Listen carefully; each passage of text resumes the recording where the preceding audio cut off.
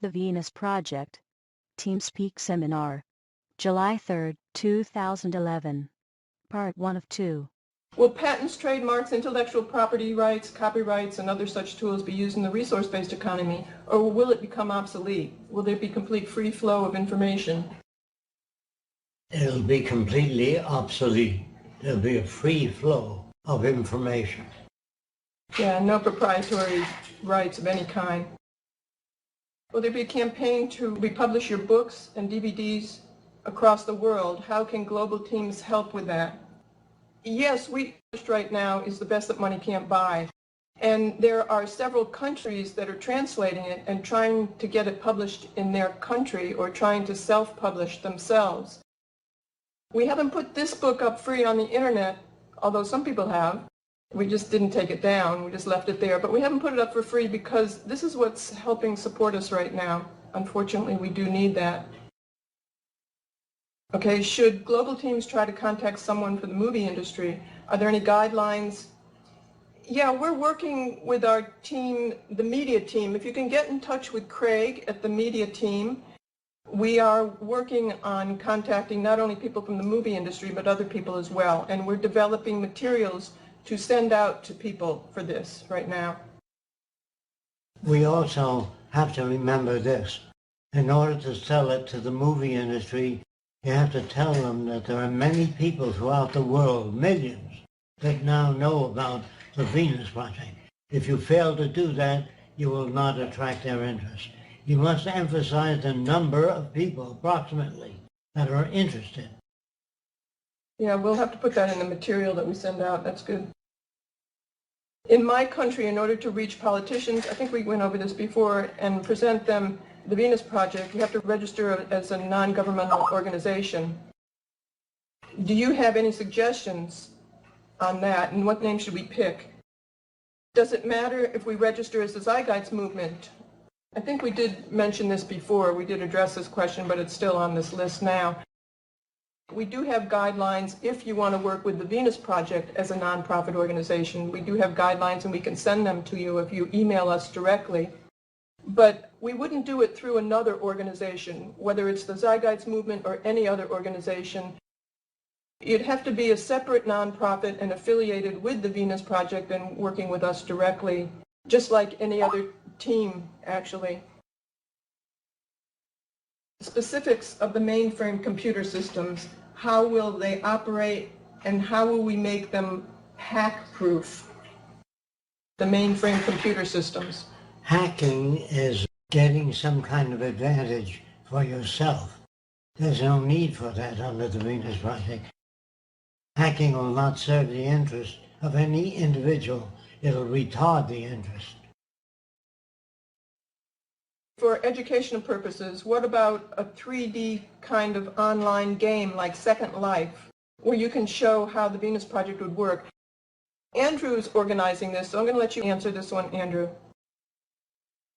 One of the projects on the Global Activism page of the Venus Project's website that we've planned for a long time now is the creation of various computer games based on the Venus Project. I'm actually going through the process at the moment, along with many other projects, of developing up the game documents for the first of these games, which I'm working with Roxanne on developing it to make sure that it's within the teachings, if you like, of the Venus Project, that it's all within the bounds of that. These are big projects. Normally you would have 20 or 30 people in a game company working on these projects. At the moment we don't have any real professional game programmers or developers or game engine developers and things like this on our database that so far have proved to be able to take those jobs on.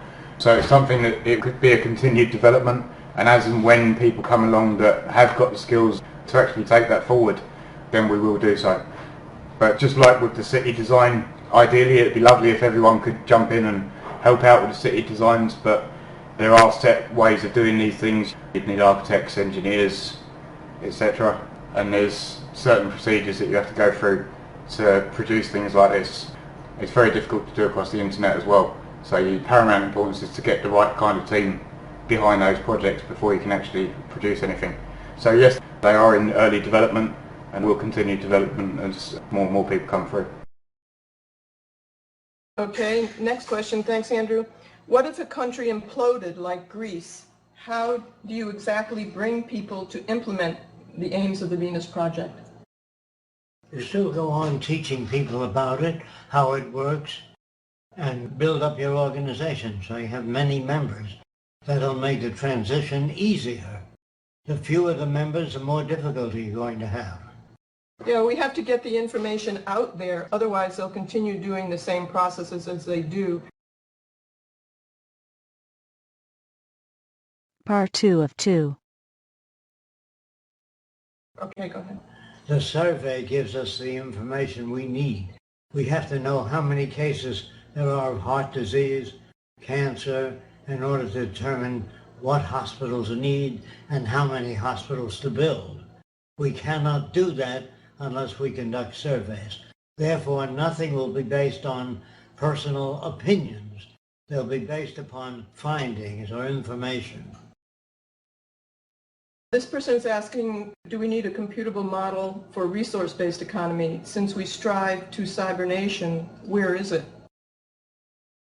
Do we have a computer model of a Yes, resource-based I have a pretty good idea of what we're going to do in various stages. But right now, to put out the specifics may threaten our future because of patents. People will take out patents if you give them specific designs for solving problems. That will not enable us to build things if they patent our ideas. We can't even use our own ideas. I think if you attend some of the tours, those of you that can, you will learn in detail exactly how we intend to manage various aspects of the Venus Project. We are going to be working on a lot of things. I think Andrew can address this in terms, and you may be wanting to do that after this, in terms of the projects we're going to be taking on if people aren't aware of them. Do you want to address that now, Andrew, or maybe afterwards? Yeah, sure. Go over that quickly. If you go onto the Venus Project's website under Get Involved Global Activism Teams, you'll see a list of all of the different teams that we have currently that we're developing. There's also a brief description of some of the projects there that will be getting done.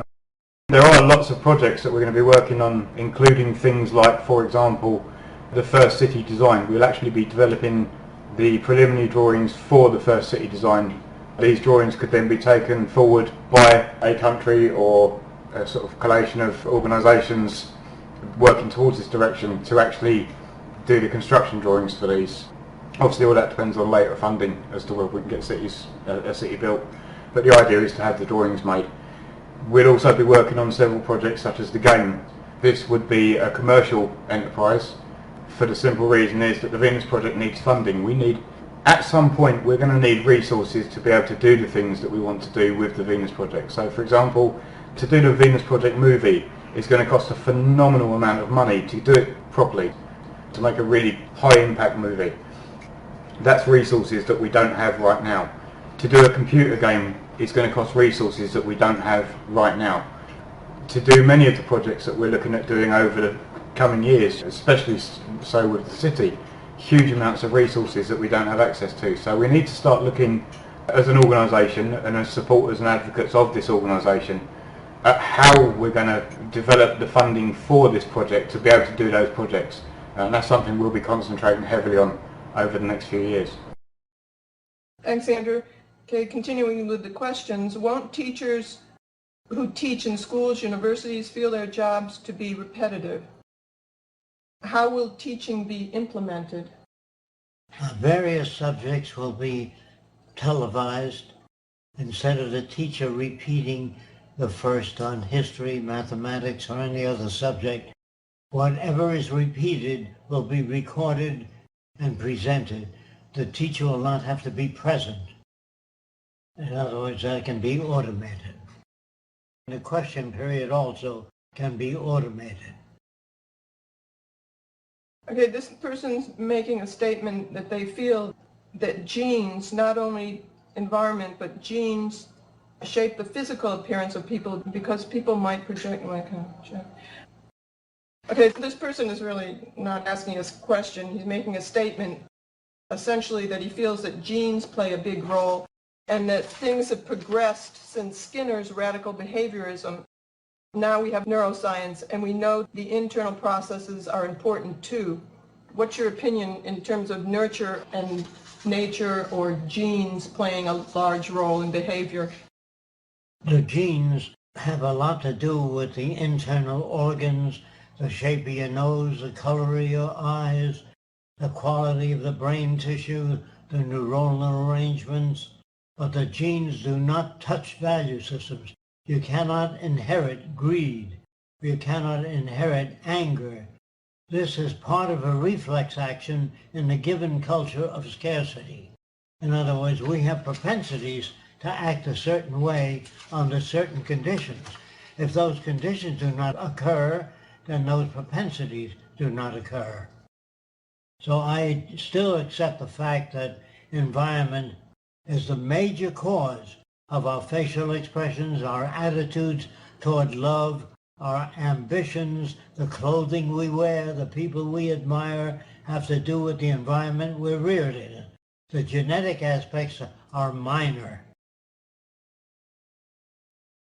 Okay, since the Venus Project can provide a new standardized way of living in the entire Earth, don't you think that we could also lose some of the past-present cultural diversity in the process?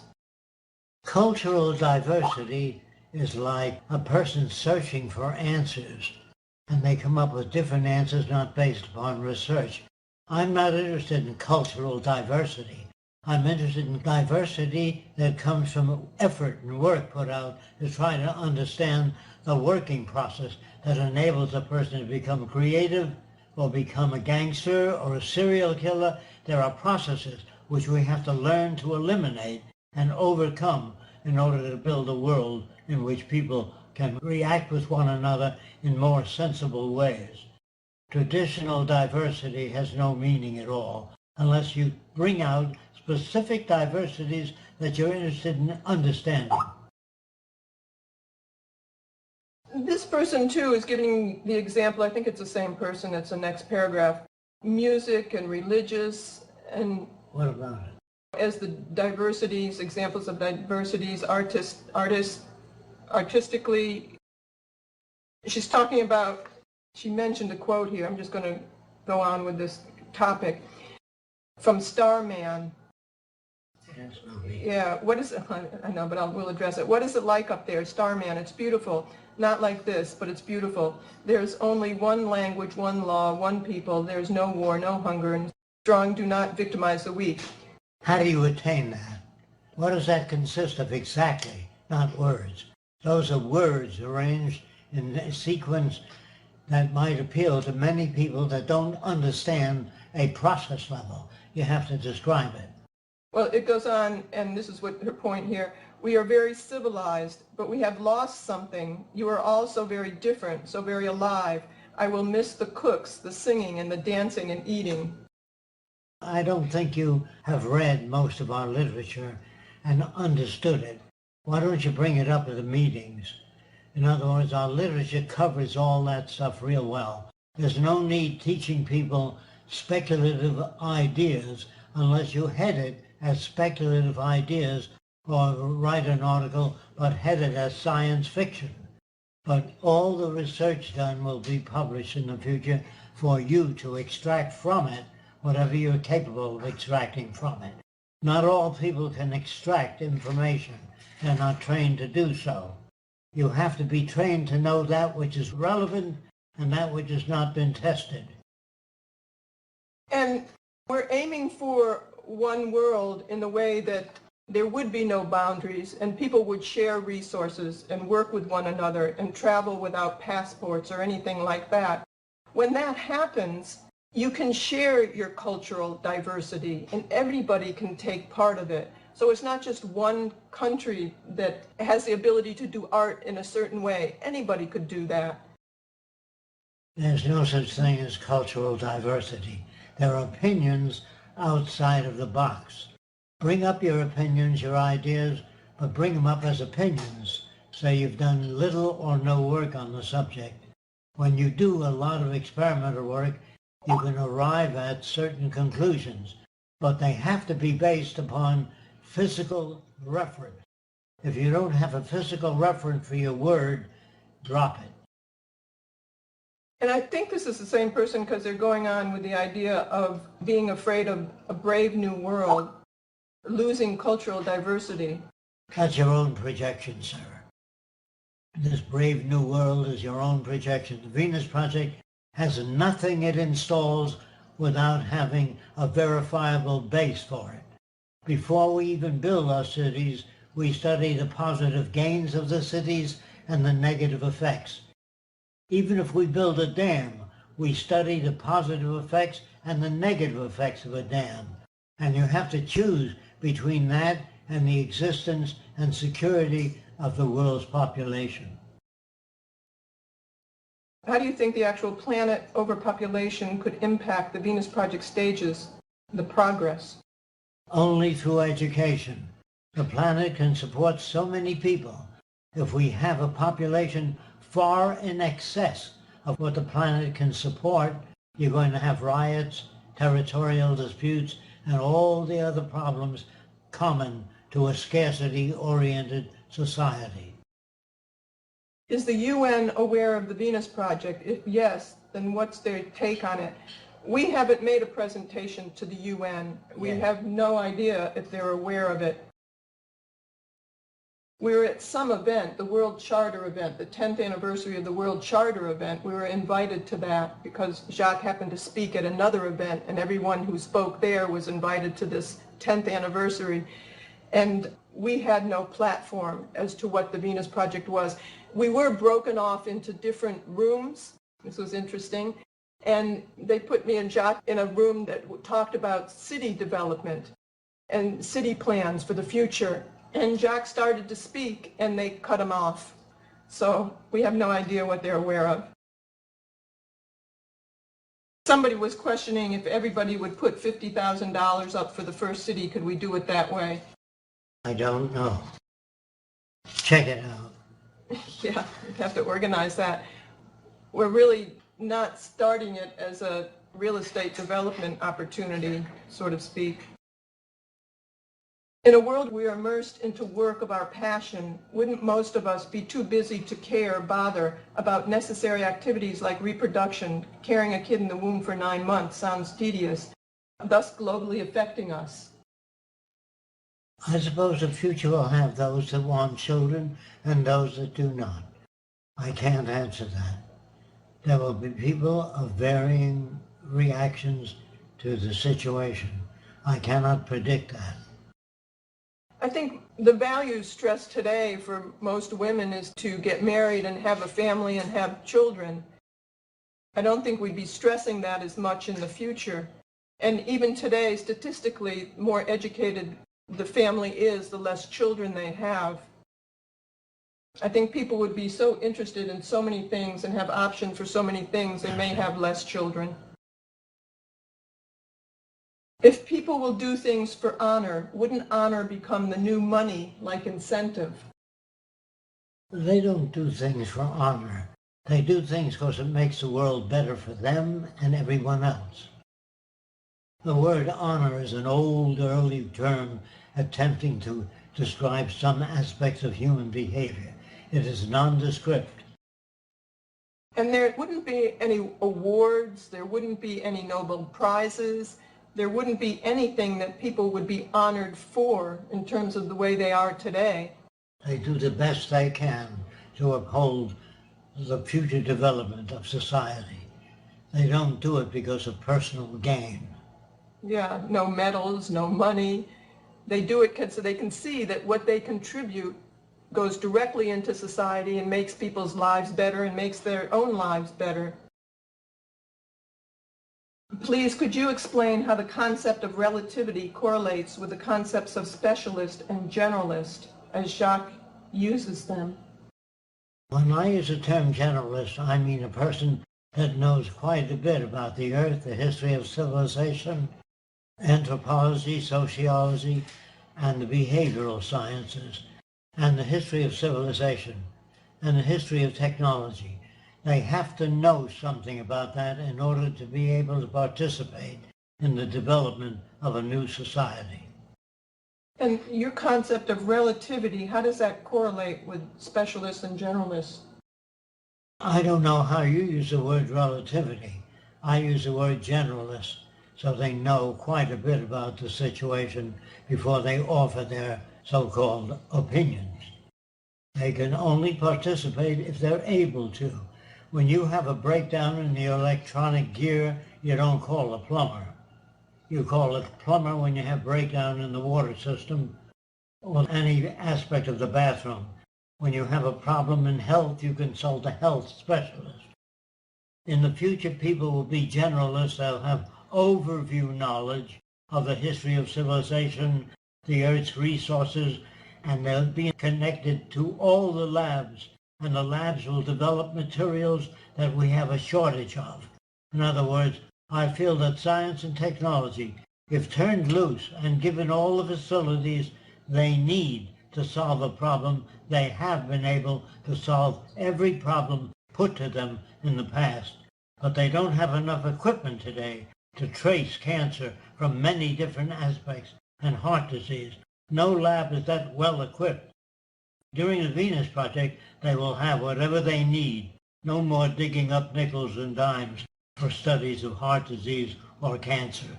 They will be given whatever equipment they need. Has Jacques expanded the concept of oscillation since the 70s lectures? How does oscillation correspond with the scientific method? Oscillation has to do with predictability. You don't have an oscillation in water supply. You have plenty warnings that come along early, far before the shortage. You have information on soil depletion long before the soil is depleted, so people can be working on aspects of revigorating the soil or designing newer systems. But nothing as surprising as oscillations that occur without people knowing about it.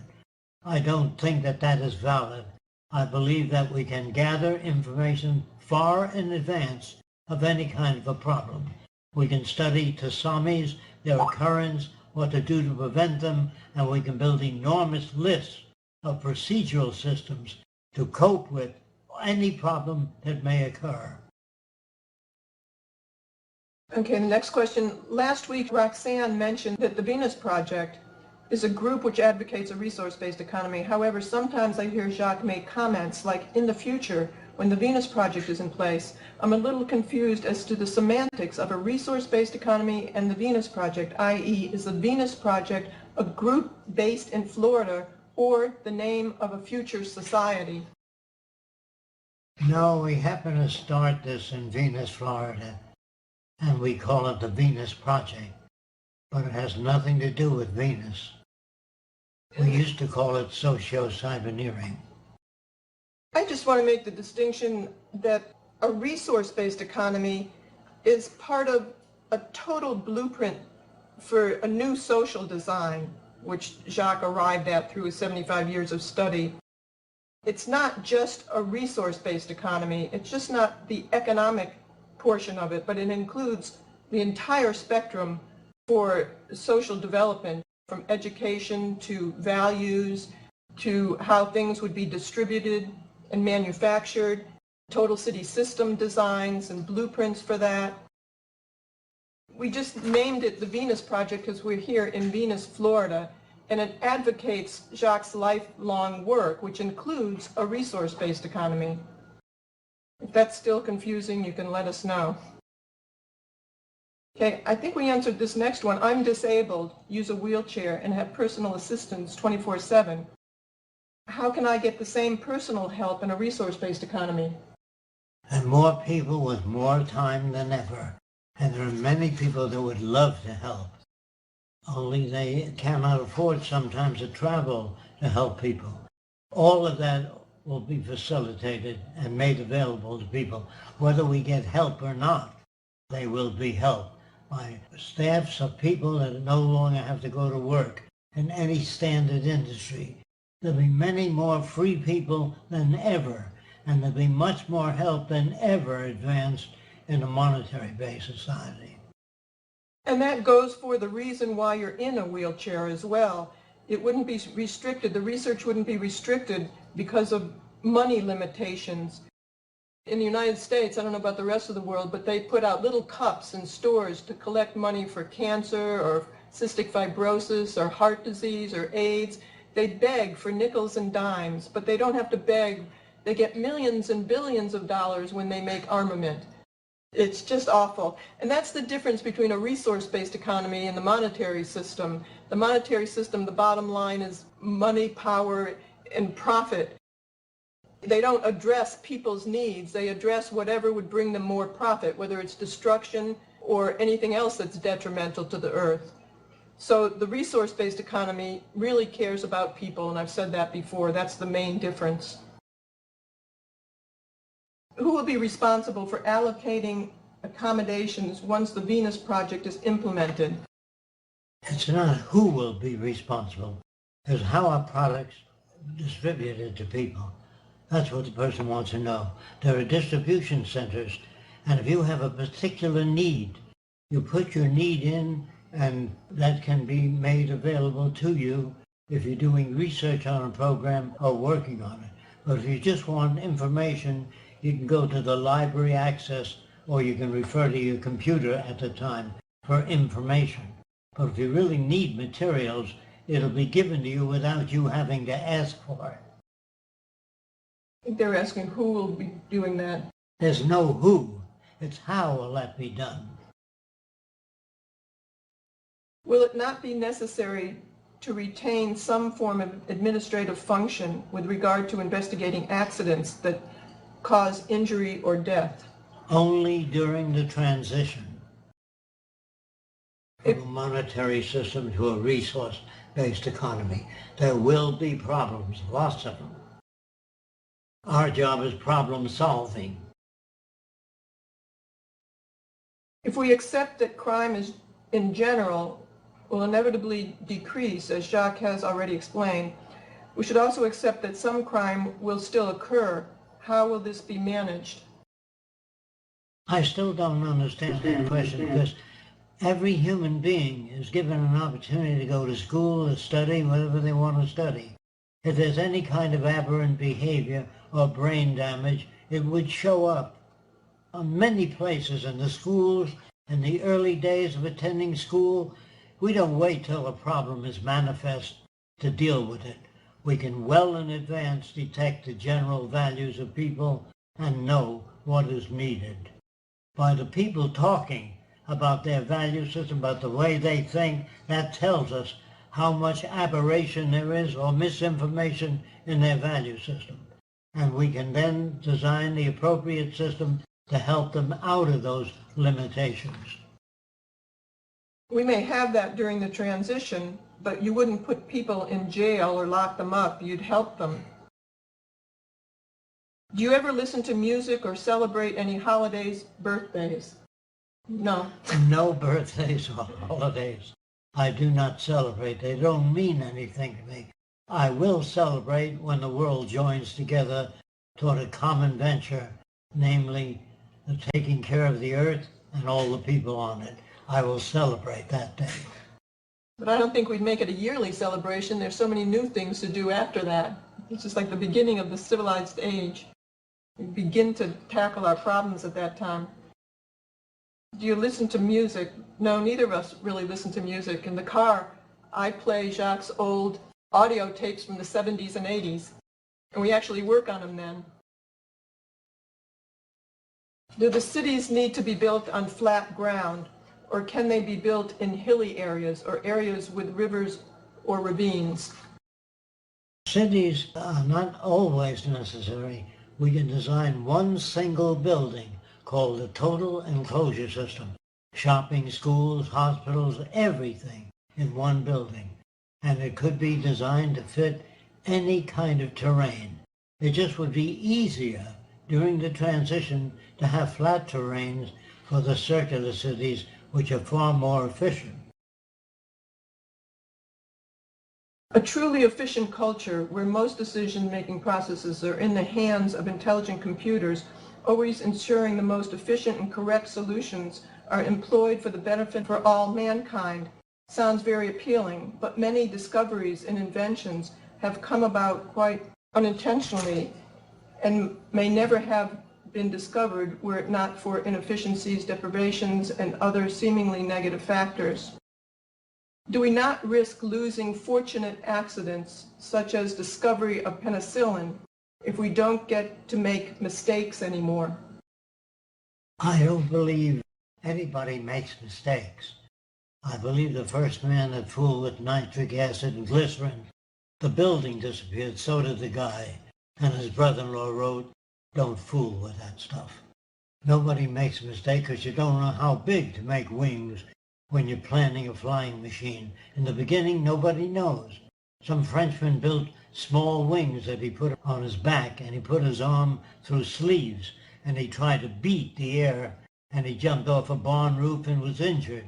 And this happened continuously until nobody makes a mistake. They try many different things, and they come up with things that work and disregard the things that don't work. Some people feel they can beat sensitivity and intelligence into their wives by beating them. In the Arab world, they may beat their wives 2 or 3 times a day because they don't know any other systems. They're not making mistakes, they're not cruel, they're not evil, they just don't know what to do. It's like saying no to drugs. What a stupid remark that was. Say no to drugs. You have to develop a system that doesn't require drugs, that people can't make money selling drugs. You have to do away with the monetary system. That's the basic corrupter of all systems. No, I think that the computers, until they're designed to ask appropriate questions, they cannot come up with answers. They have to be designed to scan the environment. For example, if you sit at a table in a restaurant in the future, the menu lights up. Then it scans you. If you're diabetic, by the chips you wear, the food is adjusted to your condition. You don't have accidents. You don't have arbitrary things. You have instruments plugged into the earth under the sea which can detect earthquakes and others far in advance. We will use the best we know of in technology. Now, using the best you know is not the best system. It's the best we have at that time. Systems will never be finalized. We will always learn more about systems and change our values as we grow. There are no final frontiers. I've said that many times. There's no best way to design a computer. They're the best way today that we know of. Roxanne, could you repeat the question because we didn't get to hear the question, your mic wasn't on. I was just kind of expanding on the last one to see if he wanted to continue with that. I just mentioned something about, do you think computers will take away the fortunate, he mentioned accidents. Thank you very much. If there are any methods that are best to explain to people the principles behind a resource-based economy, because so far people can't seem to get past their own way of thinking, and everyone I've explained it to pretty quickly dismisses it.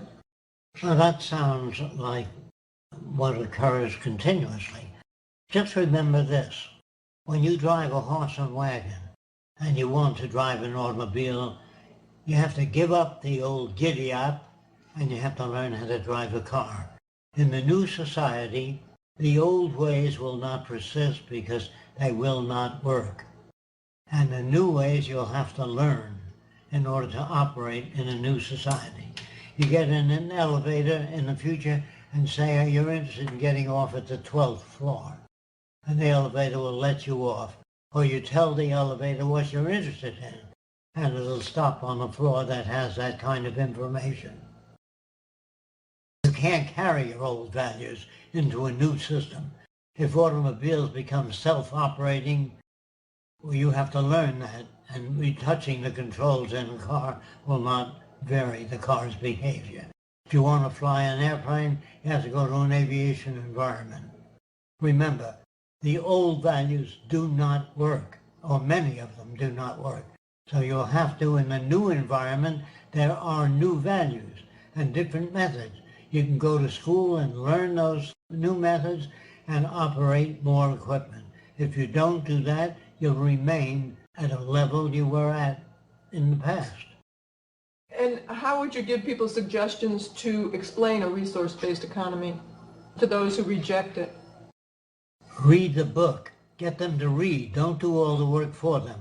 Read Mind in the Making by James Harvey Robinson. Look at our website. We have a whole list of books on general semantics.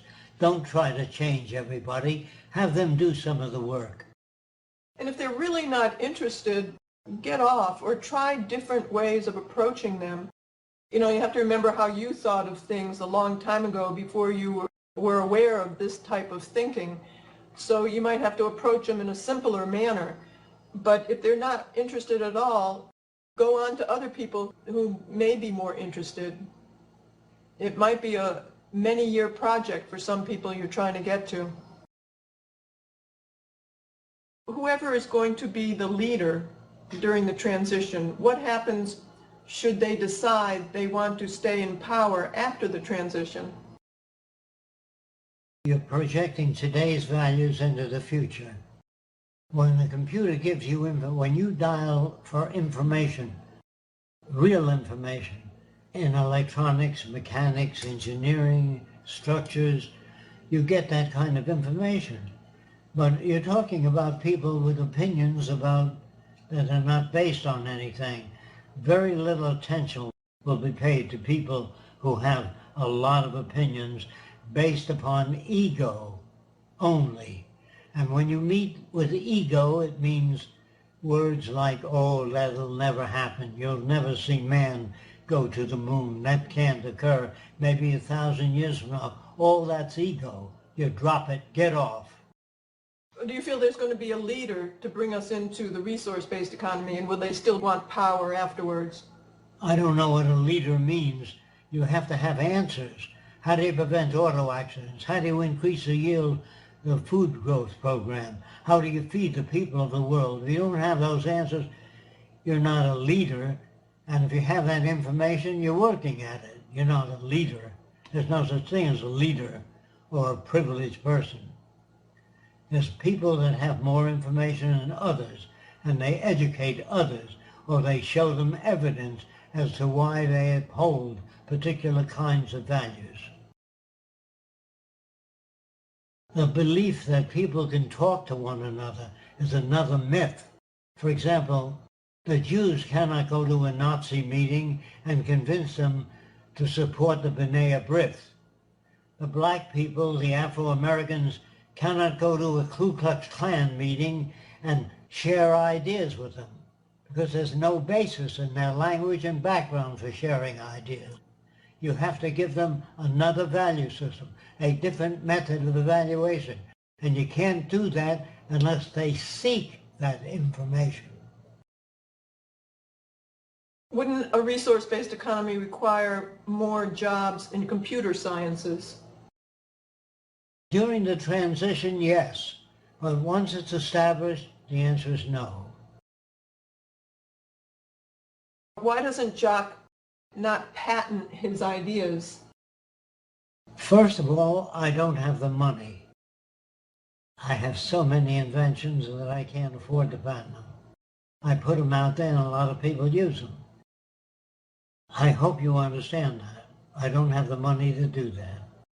A lot of people who come here too ask if we're off the grid or why don't we have solar panels, and we had limited funding, and for so many years we funded this ourselves, and it was either use our money to live pretty well self-sufficiently here or get equipment, make models, do books and videos, and to get these ideas across, and that's what we decided to do with our money, to make the models, publish our own books.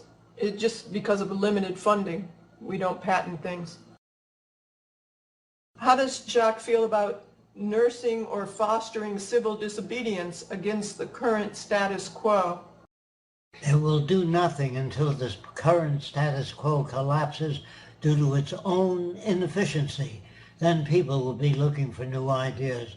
Right now, they don't give a damn.